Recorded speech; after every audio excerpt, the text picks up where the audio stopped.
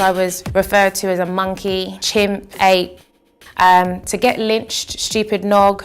Always experience some kind of abuse online and you're visibly gender non-conforming, calling me a man in a dress, a freak show.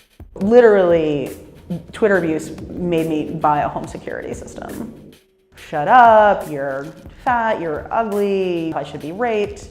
I get called a nigger a lot, fat, a cunt, all sorts of things, simply because I'm a woman. The threats I've gotten on Twitter and elsewhere have completely changed who I am, like really in a fundamental way. You know, like you don't get to be called these sorts of names, you know, every day for years on end and not have that affect you. So it's not just Twitter anymore, it's not just the internet. There are real people behind those Twitter accounts spewing that disgusting vitriol. And it has an impact on real people like me. When I saw the magnitude of them and the frequency of them, I was really overwhelmed. I felt unsafe. It was also very specifically targeting me as a Jew and saying that I should be put to death in an oven, and there were a couple of organized Nazi groups who tweeted that they had their eye on me, and it was, to say it was very unsettling is to undersell it. It was terrifying.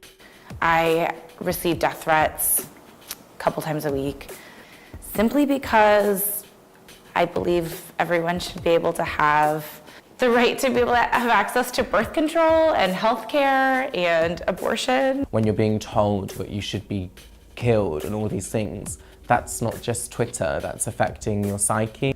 One of the things that Twitter, and you know, this is true of most of the social media platforms, don't seem to understand is that a lot of times when people are using their reporting system, they're experiencing trauma. There's no way for me to report to Twitter that I am being swarmed by Nazis.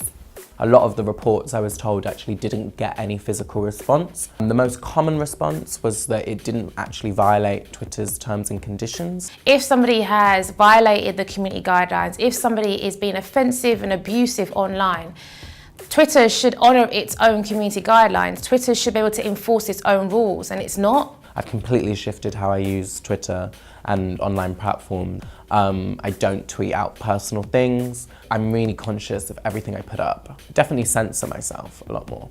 When women and people of color and marginalized communities are telling you that they don't feel safe on this platform and that they don't feel safe doing their work there, those are voices that you need to listen to. These social media platforms like to think of themselves as these bastions of free speech. It's not free speech to wish death upon me. Twitter has changed the 21st century. It has rocked so many lives, changed the way organizations run, how we hear the news and how we operate and connect with different people. That's amazing. And I totally get that Twitter is about freedom of expression.